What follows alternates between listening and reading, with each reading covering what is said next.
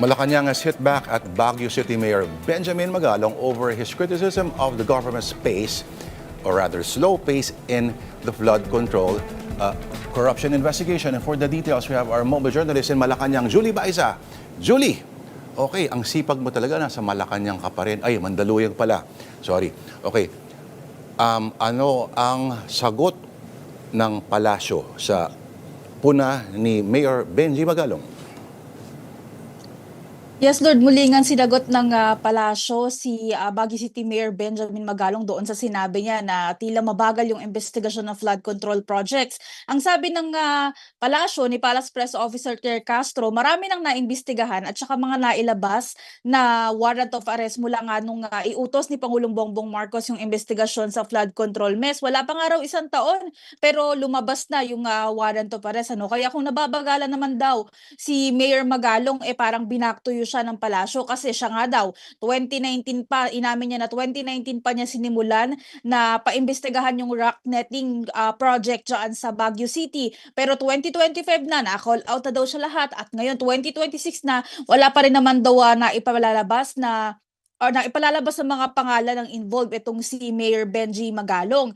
At anim na taon na rin daw yung lumipas, Sino daw ba yung maituturing na mas mabagal, ang sabi ni Castro.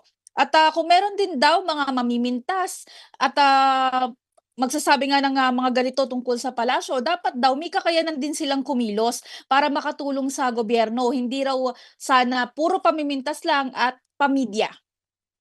Wow. Okay. Yung mga may certain members daw of the House Prosecution na iuugnay dito sa mga budget insertions, pero itatanong ko na lang kay Congressman gayon mamaya pag hindi na nagro-roll yung camera. May Actually, pinakita merong sinabi si Yusek Claire dyan, oo. Yeah. Well, una, syempre, hindi pa rin naman daw pakikialaman yung impeachment trial kahit na, yun nga, kung may mga idinadawit na pangalan. Pero ang sinasabi niya, nagbanggit na naman daw itong si Mayor Magalong, pero wala pa rin naman daw siyang pinapangalanan. At the same time, yun nga, yung sinasabi daw niya na 90% daw ay ng mga nasa House of Representatives ay corrupt. Pero ang dapat daw, maglabas ng names, maglabas ng listahan itong si Mayor Benji.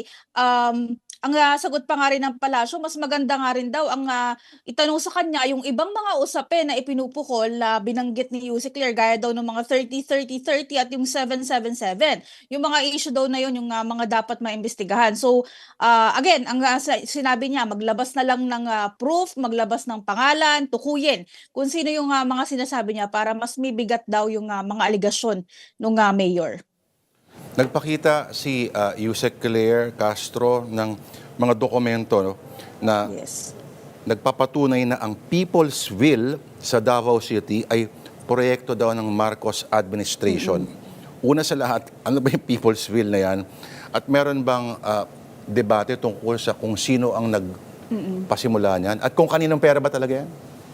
Housing project kasi yan sa Davao City. Ngayon, ang pinupunto ni Yusek Claire, kung kanina nga pinakita niya yung certificate of registration, yung application for building permit, 2023, doon sa document, nung na-approve yung building development permit rather ng project. 2024, nung nilabas yung certificate of registration na hawak ni Yusek Claire at same year din nung nagkaroon ng building permit. Kaya ipinapakita daw na yung project na to, yung People's Will or Housing Project, ay under the Marcos administration. Sa isang interview kasi, Lourdes, sinabi ni VP Sara na isa sa mga project nung siya ay alkalde pa ng Davao City. So yun yung sinasabi ni Yusek Claire na hindi daw dapat angkinin ng iba yung proyekto under this admin. Ang sabi pa nga niya, maging mapanuri daw yung mga tao dahil yung programang yon ginawa para sa mga mamamayan at hindi para daw magpabida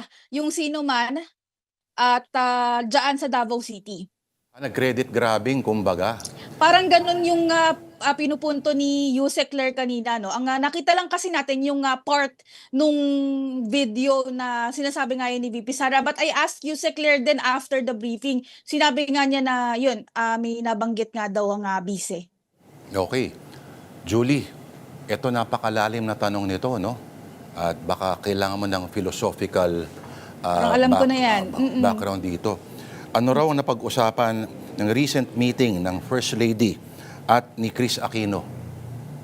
Wala daw, hindi daw nakarating kay Yusek Claire kung ano yung napag-usapan, ano, hindi siya nagbigay ng any information although itinanong natin. Pero yun daw meeting na yan, Lord, nagpapahiwatig daw ng magandang relasyon nung dalawang pamilya. So yun na muna daw sa ngayon. Pero kung may ready daw or pwedeng mailabas sa atin na information si Yusek Claire, sasabihin daw niya. Baka daw kasi sa ngayon, dahil kaya walang nakakarating sa kanya, dahil hindi pa siya allowed to speak about it. Ganon ka high profile, Ganon talaga ka, ano. ka-classified, state secret ang diskusyon na yan. Abangan natin yan. Pero may forward ako sa yung video, matagal na, 90s pa. Julie Baiza, sa isang programa na now defunct, na nagsama for the first time ang Pangulo ngayon at ang dating ang anak ng dating Pangulo. Tunay na roots talaga ng pagkakaisa. Sa Bisaya, unity kumbaga. Alright, maraming salamat sa iyo. Julie Baiza, magandang gabi.